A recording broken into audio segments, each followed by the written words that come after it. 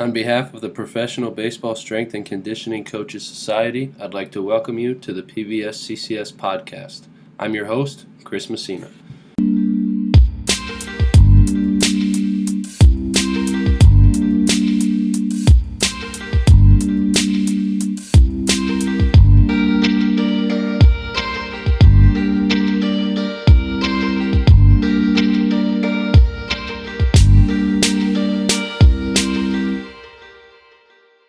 Alright everybody, just a reminder that this is going to be part 2 of our 2-part series with Alex. So if you missed part 1, go back, give it a listen on iTunes, Spotify, YouTube. You can find it on our website. And I hope you enjoy this episode. What makes a strength and conditioning coach successful, just in a general sense, and then more specifically in our setting in professional baseball? I think in general, it's that communication aspect of it. And then two, building the relationship. I know you've had multiple people on here that have said a lot of the same things, and I think that they're dead on. I think that first and foremost, I've always believed in earning and building that respect aspect first. You know what I'm saying? Get them to respect you and then give them respect as well. But then after that, like building the relationship.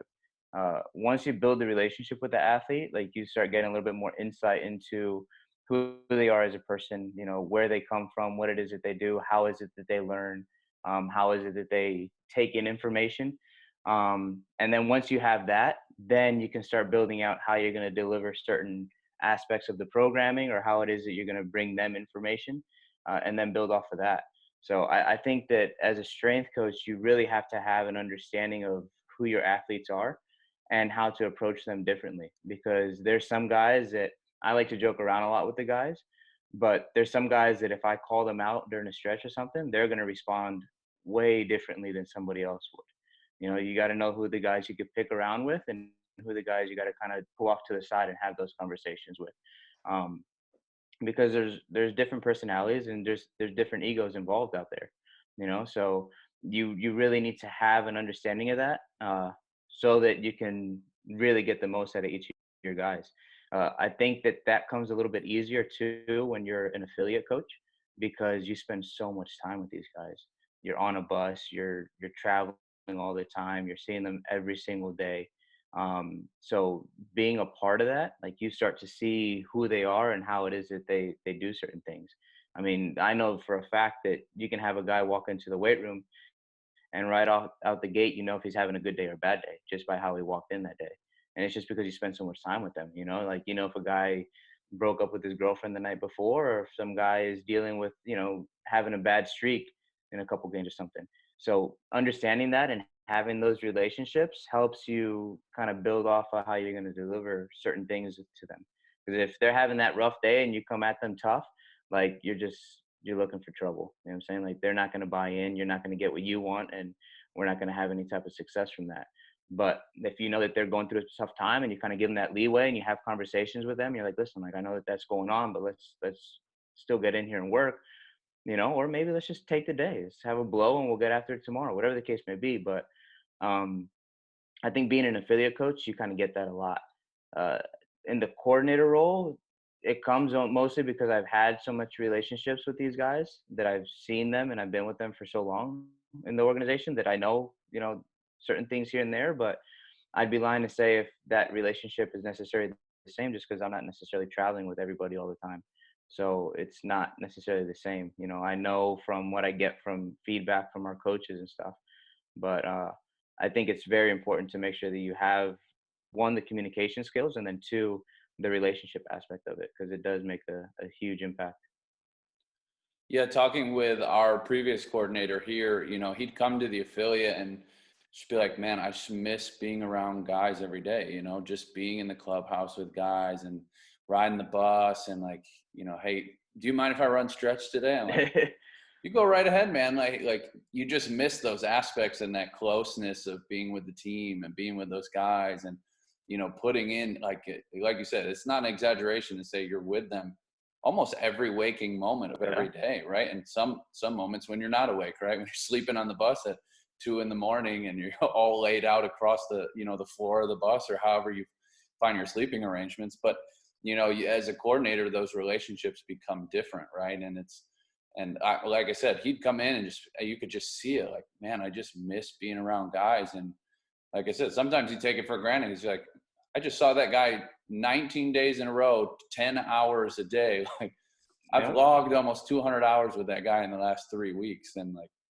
it's just another day for you. And it's like, for that, the coordinator, when he comes in, like, I haven't seen this guy since spring training. It's been 2 months. Like, dude, he's been getting after it. He looks awesome. Like, and like, you're like I said, if I've been with that guy every day, like, I guess I don't see the difference as much as you do, you know? So those relationships are different, but at the same time, like, when you come in to a certain place and those guys see you, like, they light up because like, what's up, man? I haven't seen you in 2 months. How you been? How's your family? Like, so it's just a different relationship, just from what I've heard. I haven't experienced it firsthand. No, I mean, I've had at least in the way my role kind of works, I still get the opportunity to run stretches and stuff like that, like when we're at our complex in Port St. Lucie. But 100%, it was different. There is that transition there that you kind of get used to. I know my first year, probably first 2 years, it was a little bit difficult, just from the standpoint of like, I missed being with like those group of guys all the time, you know, that traveling and all that stuff. Like, there's a lot that comes from that, being on the bus rides, you know, packing up the bags, moving from one city to the next, you know, those bus trips. And like, there's a lot of stuff that happens there. It's a lot of fun. It's a good experience. The atmosphere is a lot. So once you kind of transition into that coordinator role, you don't get the bus trips and all that stuff anymore. So that was a little bit different, just because I kind of felt at times like I wasn't necessarily a part of like a team, you know. But as you kind of get through it, you start to understand that your team is just a lot bigger now. You know, like you have access to 100 plus athletes now, you know, and they're all dependent on what it is that you're providing. And then outside of that too, you start to realize that your impact doesn't necessarily come from what you can do with each individual athlete. It comes from what you can do with the coaches themselves. So if I can help impact our coaching staff, then I'm going to impact our players and our individual athletes that much more. You know, it's a lot harder in this position to start keying in on certain guys and just hitting one after the other, as it is if I take a big approach and I can just have access to my strength coaches, really work on developing us and our department in the Dominican, and then letting them go ahead and start having that same impact on the athletes. And that's where you really see it grow. But I 100%, I'm the same way. I'm not that guy that when I show up, I'm going to go sit in the tower and watch from up top. The day I get in, I'm telling my guys, yo, I'm leading this stretch. I'm taking the stuff, and I got my stopwatch in hand, and I'm running across the field. So while it sounds whatever, like, you know, I've done plenty of stretches in my day, but you do have a lot of fun because those guys are excited when you show up.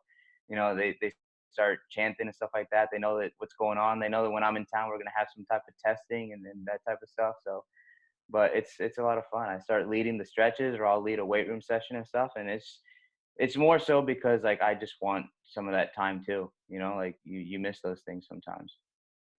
Yeah, no, I think that's a key point to take there, is just knowing how you can impact the org and knowing your role, right? Like honestly, the coordinator role has never really been that appealing to me, just because I do love like being at an affiliate, and I love the long bus rides and the late nights, and like a guy pisses you off in the weight room and then, you know, you're playing cards with him on the bus later that day. And it's like, it's just such a unique dynamic that missing that as a coordinator would be really hard for me.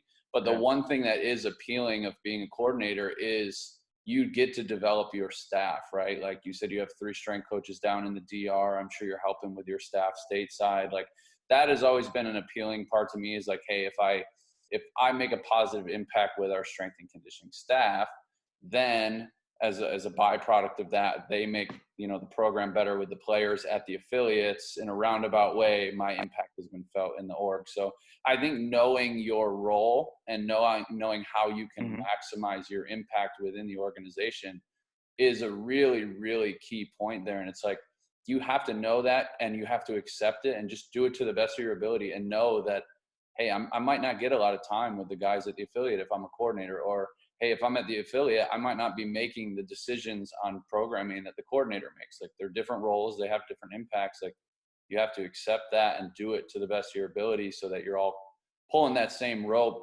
pushing the org forward together. No, 100%.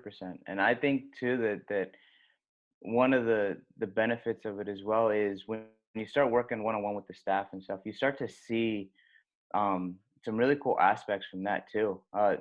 We just finished a mini camp. I know when you and I first had started talking, I was in the Dominican, and we just finished a mini camp right now. But one of the main purposes and goals of that camp was to really focus and develop the staff during this time. And a lot of that was where, we were staying like in these villas because we had like this pool that they had created. So we were staying in these villas, and we got a lot of time where we just sit out back by the pool and we would just talk. And a lot of that was like really, really big because we got to sit down and just have like one-on-one conversations and really start to get an idea of certain things that they felt, that they weren't necessarily able to express before. And some of their goals and their desires within their own profession and career wise and whatever it is that they wanted to do. And a lot of that was huge because now I can start to in whatever little way that I can start helping them, guide them in that direction, or help support them so that they can, be successful in the things that they want to be successful in, and that when you kind of take a step back and you really start thinking about it, it's like, that's a really cool opportunity that you get to have.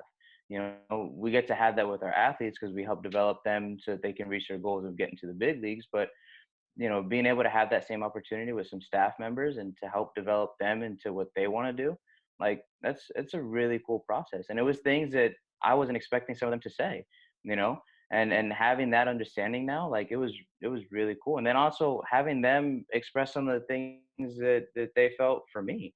Uh, this is only my third year in this position. I hadn't been a coordinator before. I've never done any of this stuff, so asking them, like, what are some things that I can improve in? What are some things that you feel that I necessarily can get better at, and you don't take that a harsh way, like, because I'm being realistic. Like there's not, I'm not 100% all the time, and getting that feedback from them. Now we can kind of find our middle ground and build off of that and move forward, because now they feel like, they're implementing into what we're doing as well. And it just builds off of that, man. And it was really cool experience to be able to be a part of that, this camp.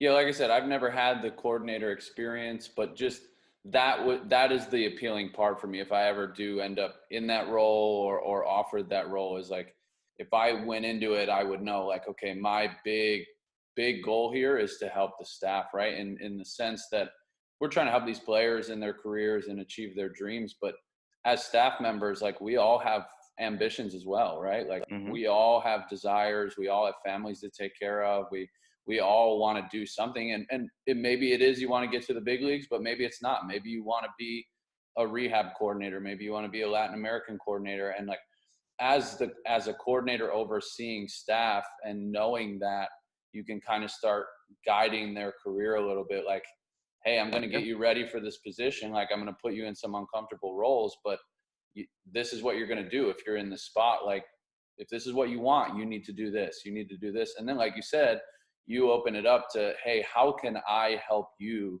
achieve that goal? And then all of a sudden it's a collaborative approach, right? So you go from collaborative approach with the athletes, now you're collaborating with your staff. And that's always been a really fascinating part of the coordinator role. Again, I haven't been able to experience it. And I don't say that I'm not super jealous of, all the paperwork and not necessarily being on the floor as much with guys. Like, I'm not envious of you having to do that stuff, but I am envious of you being able to develop a staff. Now, if it's up to me, I'm at an affiliate, or I'm, I'm with the team all the time. But that doesn't mean that down the road that I wouldn't be open to something like that, and just trying to find ways to push the staff and really push that envelope for their careers as well.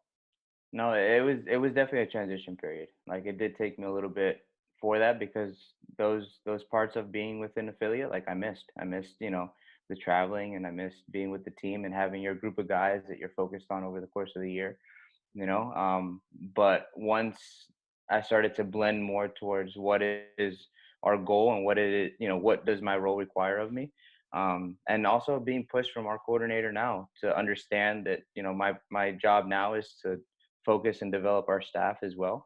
Like, you start taking to that, and once those doors opened and I walked through that, you really start to see the type of impact that you can have on the department as a whole, but within that that performance, with the guys in the Dominican and stuff. Like I realized that I can have access and impact a lot more athletes by taking that approach than by trying to just individually, you know, pick and go my way that way.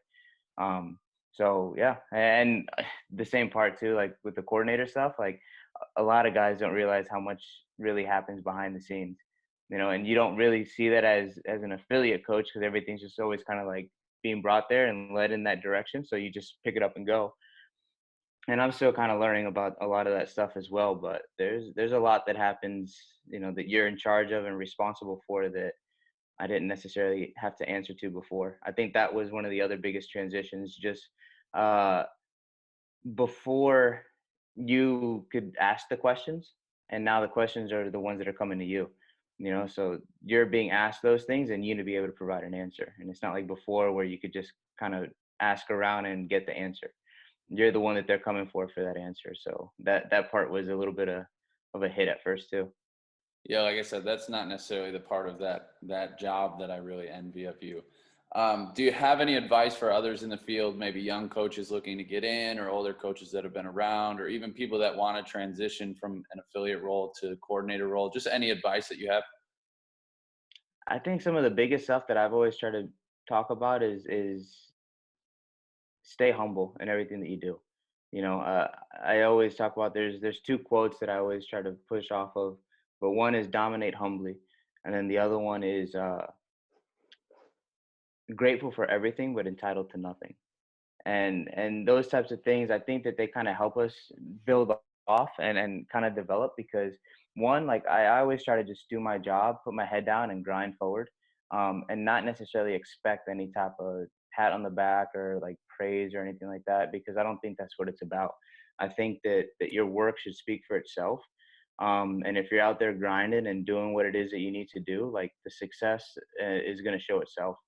The program is going to develop, your staff is going to get better, your athletes are going to get better, and people are going to start talking themselves. So you don't necessarily need to be out there and boasting about I did this or I did that or look at what I've done. And it's not about that. You know what I'm saying? Like our job is to go out there and do our job to the best of the ability that we can and let it speak for itself. Um, and just being humble, we're not entitled to anything. I think a lot of guys sometimes when they come out, like they expect a lot of things right away, and you got to enjoy the process. I mean, you've been around for a long time too. I mean, I remember when we first started, we were in the sixth inning making peanut butter and jelly sandwiches. You know what I'm saying? Like we were the day before you left on a road trip running through Walmart picking up bananas and peanut butter and jelly and bread, and now everything's like fully catered and everything. Like we didn't have that before. You know what I'm saying? We're not entitled to any of those things. It can easily go back to what it was. But you don't understand that, and you don't appreciate those things unless you've been through that process, unless you've been through that grind. It's the old, oh, I walked 10 miles through snow to, like but it is part of it. Like you got to be grateful for the opportunities that we've been given, and really just take a step back and really acknowledge what it is that we have today. And you don't get to do that unless you've built through that and experienced those things. So for me, I think that for guys that are looking to maybe make that decision between transitioning from being an affiliate coach to being a coordinator, I think just take a step back and really ask yourself what it is that you want to do. I mean, you're pretty open about the fact that you enjoy being with your affiliate and having your athletes and your guys and stuff. And there's absolutely nothing wrong with that. I know that for me, just the way I've always looked at things, I always wanted to be in a coordinator role. And honestly, like my next step, my next goal is to, be the head coordinator here for the Mets or wherever that may lead. That's what I'm pushing for. You know what I'm saying? I want to continue to get better. Being complacent and just, happy where I'm at, it's not going to work for anybody. Like I want to continue to strive and push better and to make something happen. Um, so for me, yeah, like those are my goals, to be, an American coordinator somewhere. But part of that process comes with being the Latin American guy. And why? Because that at its own scale gives me the exposure to a lot of the things that I'm going to see when that opportunity does present itself. Right now I'm overseeing 100, 110 guys. When you're at that bigger level, you're overseeing 200 guys. I got 3 strength coaches right now. When I get to the bigger scheme of things, I might have 7, 6 or 7, whatever the case may be. But a lot of the things that happen, like it's a process. You know what I'm saying? So enjoy this, enjoy what you're getting exposure to now, and build off of that. So for those guys, really take a step back and see what it is that you want to do. Where do you want your career to lead? And if it is a coordinator role, then I think having those conversations with your coordinator right now and telling him, listen, like these are my goals, these are my ambitions, and this is where I want to be in 3 to 5 years. You know what I'm saying? What can we do to help develop that? And I've had those same conversations with my now coordinator. I've sat down with him. I told him, I'd like to be in your shoes, in 3 to 5 years. How can we make that happen? And they don't take that personally, because they want to continue to get better too. He wants his boss's position. And if everybody within the organization is working towards becoming better and improving, the organization itself is going to improve.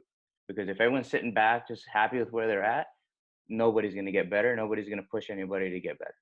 So I think that you can only get positives from having that type of mindset. I think a big key there is knowing what you want, right? And not being afraid to voice that, right? Like I've wanted to be in the big leagues a long time, right? And I made that very known to people. And I'm not afraid to say, like, I want to be in the big leagues. I want to be in the big leagues. How do I get to the big leagues? What do I need to work on to get me there? Because if I'm not there yet, there's something I need to work on, right? And as I work on that and I move up and then, you eventually you get to your goal. And maybe, like I said, maybe it's big leagues, maybe it's Latin American coordinator, maybe it's coordinator, whatever the role is, you have to know what you want and you have to take the appropriate steps to get there.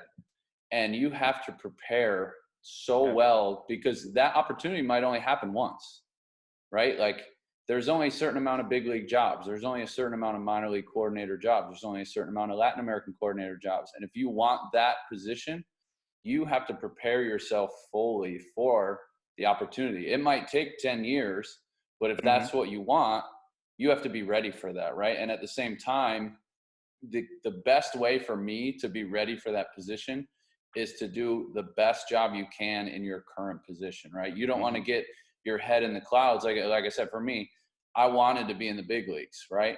And the thing is, for me, like if I just was in AAA and I'm like, I want to be in the big leagues, I shouldn't be here, I'm bitter, like I don't want to do this.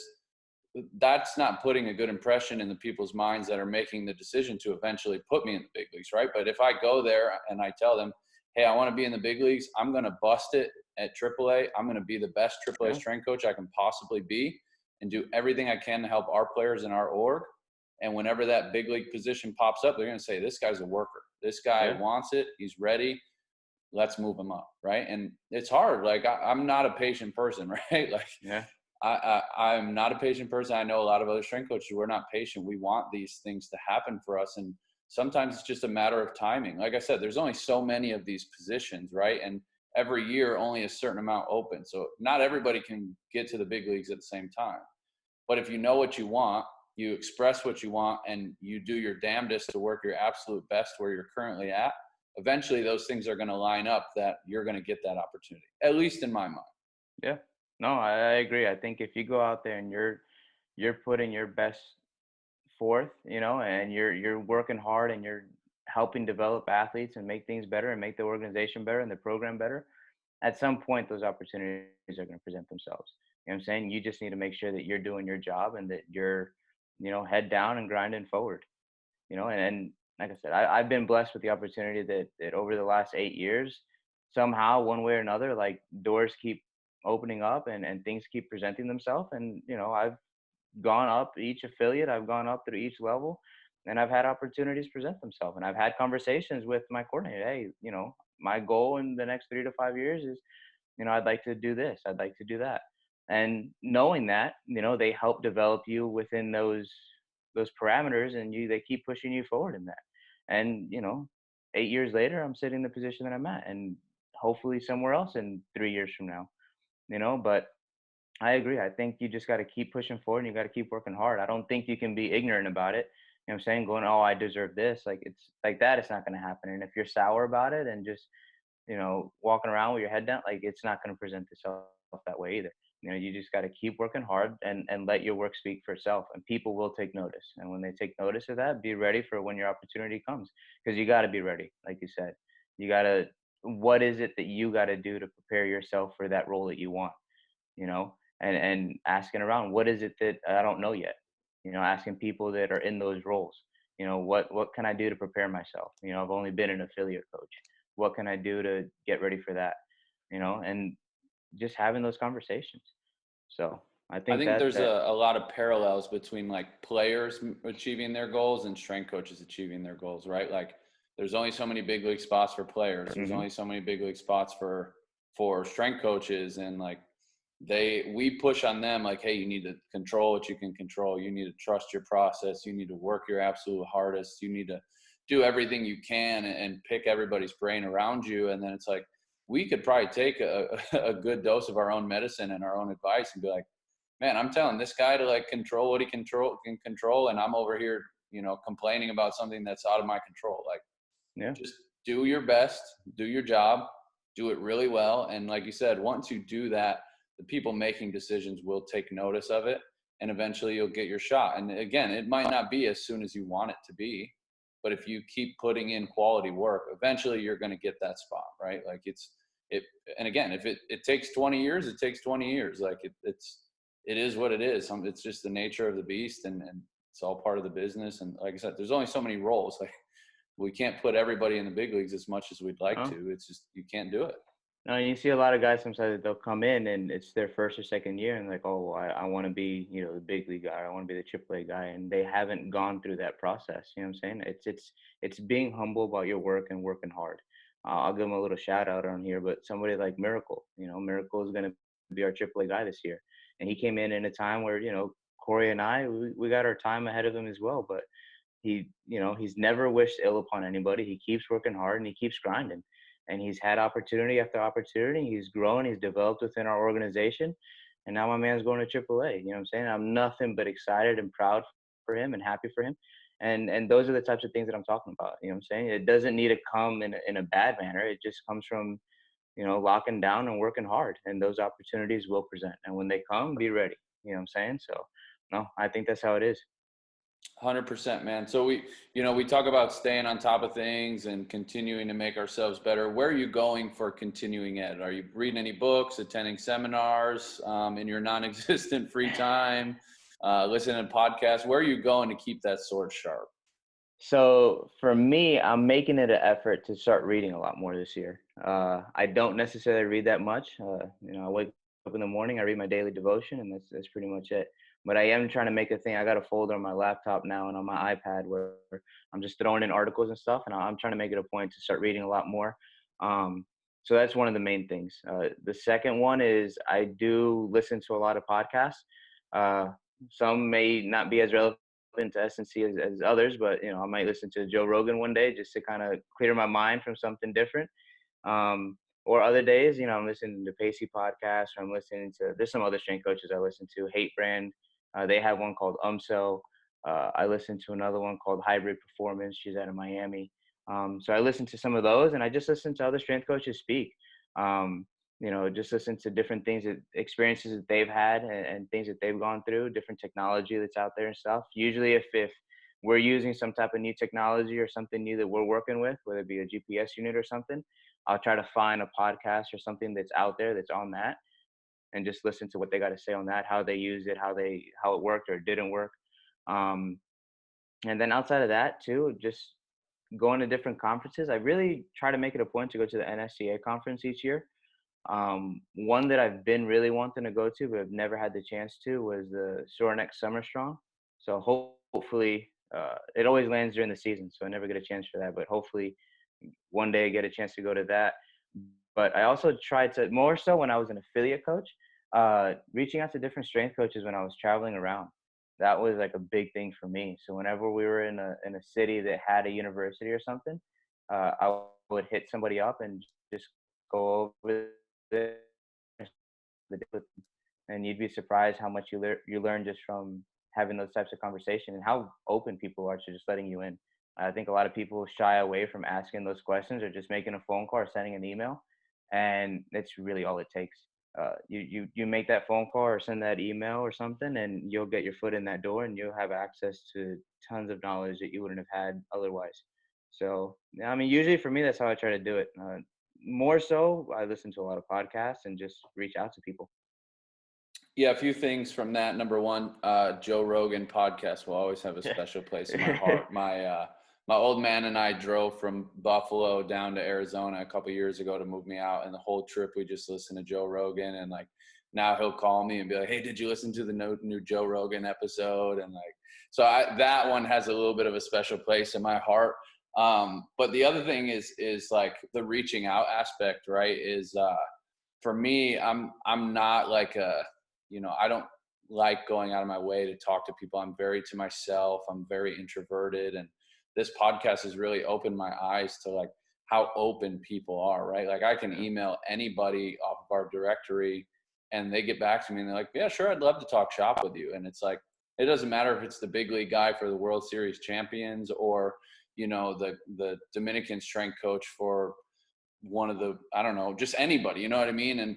And I'd imagine it extends out into the college realm and the high school realm and the private realm. It's just people like to talk to each other and they like to talk shop. At least the better strength coaches do, in my mind, right? Like is we all just collaborate and we talk and I think it goes to like, your learning style a little bit is like I love to read, right? But I don't necessarily always read strength and conditioning. I just enjoy reading, but for you, like you like to listen to podcasts, you like to talk to people. And there's a lot of value in those conversations of if I have a question, I can ask it right away, right? Like if I'm reading a book and I jot my notes down, I'm like, well, now I have to reach out to this person and then they'll get back to me. Where like, if I see somebody doing something, like you said, there's new technology and you hear about it or you see it on your site visit, you're like, oh, what are you using there? And you can have that conversation.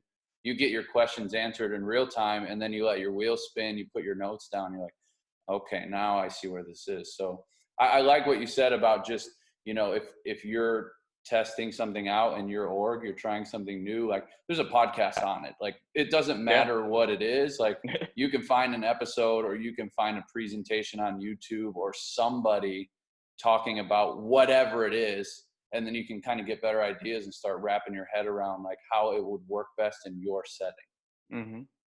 No, yeah, all that stuff. Somebody out there is either using it or using something better, and you just got to be willing to search for it, find it, and listen to what's going on out there, And I think that's been one thing that's helped me out a lot too, just because it's something that I've never used before, I've never seen before, I've never really dealt with, and you have these strength coaches that are out there that have been using it for years, or guys that help develop certain parts of it, or help develop certain aspects of it, or processes and things like that. Like, why wouldn't I want to understand how you came to that, or why you made those decisions, or exactly what you said? How can we implement it in our setting a little bit better?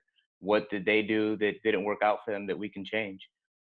So all that stuff, I think, plays a huge role in one, our continuing ed, and two, how we continue to push ourselves forward. And I like I said, I've had the opportunity to meet a lot of strength coaches and go to a lot of different universities just because I sent an email. And either we're going to be in town and we're going to be playing with somebody. And, before you know it, now that was one day I spent the entire day with Brandon Lilly. You know what I'm saying? And we spent the whole day. Guy that's got all these records and all this stuff. I had absolutely no idea that he would be willing to meet up with me. Pulled up in his Tundra and I spent the whole day with him. Took me to the University of Kentucky. I met all those strength coaches. And those opportunities and those experiences are things that you don't get unless you're willing to reach out to somebody.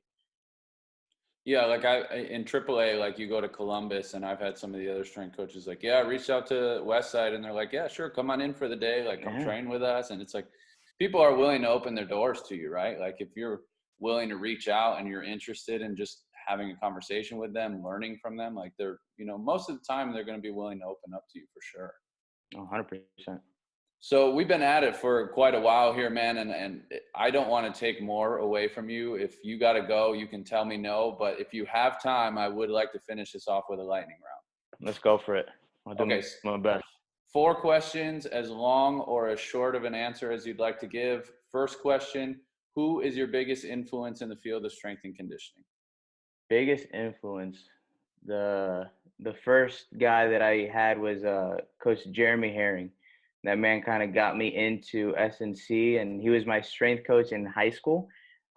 He ended up developing and building up his own stuff called PSA, Power Sports Academy, and that's always my home when I go back down south. They've kind of closed shop for right now, but he's still doing his thing with his own athletes and stuff. Another one is Coach Stuart Hart. Worked with him at St. Leo. He taught me a lot in the aspects of just like things that I wouldn't have expected. He'd put you in situations that weren't necessarily the easiest, and then he would kind of sit back and tell you, what'd you learn from it? How did you grow from that? Uh, and those are types of things that I try to use now because they help develop me. So those two guys I would say were huge impacts into where I'm at today and stuff. And then another one was Ricky Bones and Nitro. Nitro was our head coordinator when I first came here to the Mets. Always grateful to him because he's the one that helped give me my first opportunity in professional sport. And then Ricky Bones, who's our bullpen coach in the big leagues. I met him in South Florida working an internship, and that's how I kind of got the opportunity to come to the Mets. But those two guys for opening the door and kind of giving me that opportunity. I think I know the answer to this one, but one piece of equipment to train with, what would it be? Barbell. You give me a barbell and I can do anything I need. I'll squat, I'll bench, and I'll deadlift. We're good. Biggest accomplishment professionally and or personally? My wife. Very, very happy and honored to, have that experience and go through that process with her. She's been with me along the whole way. From even before everything started with professional sport and everything, she was along with that process. She's been by my side all the way through, and thankful to God for everything that we've been able to experience and for what's to come. So Yeah, that one is, it always seems like the significant other, and rightfully so. I mean, you have to have a very strong support system to do what we do, right? And my wife is a rock star in her own capacity, and her mom texted me today, like, I love you and Karen together. I'm like, we should balance each other well, right? Like I'm this very calm, steady presence, and she takes care of the place when I'm not there. And like, if you don't have that, I can't even imagine how different and difficult this life would be without just having somebody like that around.